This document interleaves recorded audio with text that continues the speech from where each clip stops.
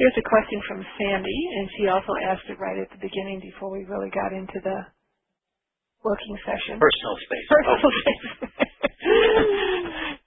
Sandy's asking, please, and she's in year 2 of level 3, please comment on the differences of self, soul, overself, Christed self, and spirit. Yeah, just a bunch of guys, they all hang out, different bars, they do different things. So there is the soul spirit, without trying to really define that space. What generally is referred to as soul, let's call it soul spirit, which is really a vast state of consciousness of you, who you are. The soul is having an experience in a body. And so this soul spirit harmonized space is something that you have all are in the process of doing by itself, but another subject. So then there's the higher self, which is an alignment that relates to the physical body. And then there is a relationship to the higher self, which is the oversoul. And then there's a relationship to the oversoul, which is the Christed oversoul. And so just kind of view that very loosely connected flow of consciousness. Each one of those templates, aspects of configuration of light, holds different, I don't want to say purpose, different configurations, different aspects, different opportunities, different awarenesses. It would be like you say, well, I would like a tool. Well, you have a screwdriver and a hammer. And then you say, no, more specifically, well, you've got 5 different kind of screwdrivers or hammers. And so these configurations begin to be very expansive depending on the intention you have, the purpose you have. There's a place where, and particularly where all the folks in the level 3 place right now are very engaged and very successful at having built the first 3 levels of the light body. And that level of work that they're doing is having a tremendous impact on all of you, unconscious to you at the moment. And it relates to being that soul spirit and the higher self. And so you're starting to find you as the soul spirit is accessing much more of the fullness of the higher self, which very much relates to the physicalness and allows the transformation of the physical body to become much more crystalline. It changes its density. It begins to become much more of a precise vehicle that is perfectly tuned.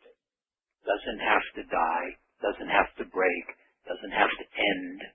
It simply becomes the vehicle that you experience physicalness in.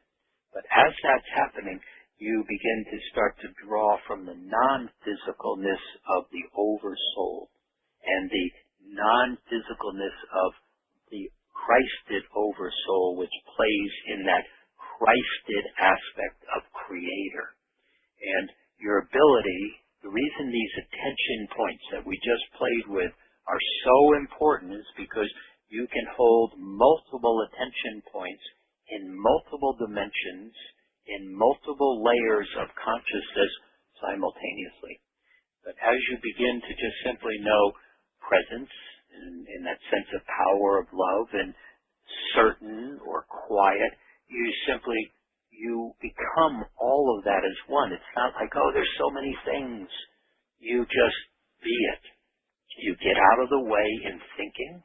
That's why that 4th, 5th, 6th layer of thought is so important, to simply start to just put your attention in and not think, not try to figure it out. Because you're going to find as you really play in this 5th, 6th dimension, in this 6th layer of thought, just coincidental numbers, there is no words and there is no language. And so the rational mind has no place to play. But as you begin to put these templates, these these formats together, and you simply know yourself and can command an attention point from this very focused place we just spent an hour playing in, where the external world is there, and you just walk through the scene. But you begin to walk through the scene from this aspect of soul spirit, fully accessing what is in the dimensions, what is in the layers of Oversoul, of the Christed Oversoul. You begin to draw those functions in such a way that you start to draw from the 14 chakras, because there's 14 where we are playing in this 12th dimensional game.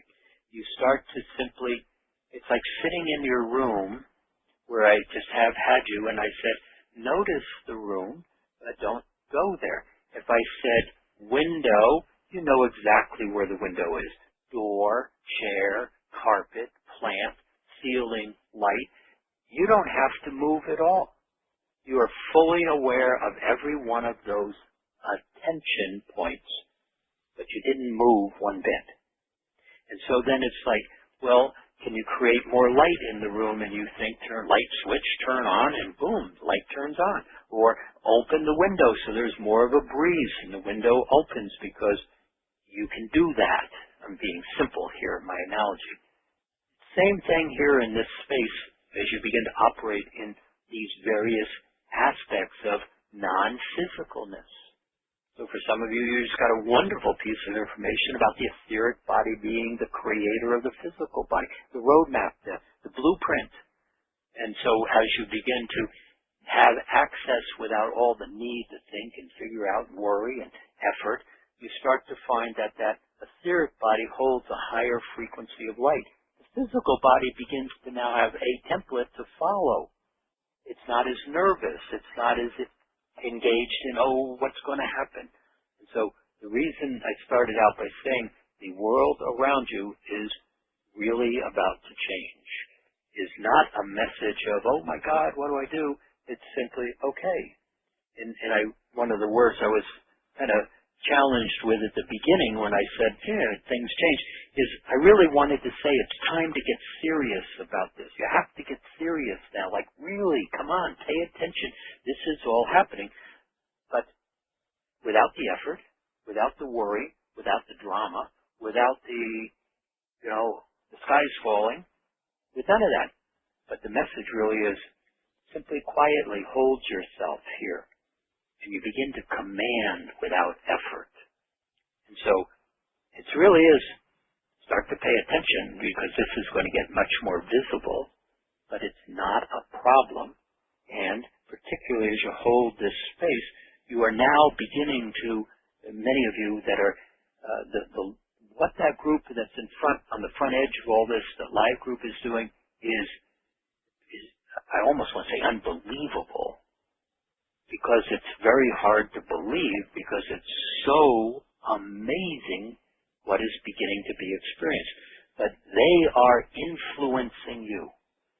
That level of opening, you are just being moved right into it with effortlessly. You're beginning to turn on things that you aren't aware of, but you don't need to be aware of. Gee, they just got turned on and I'm happy all the time.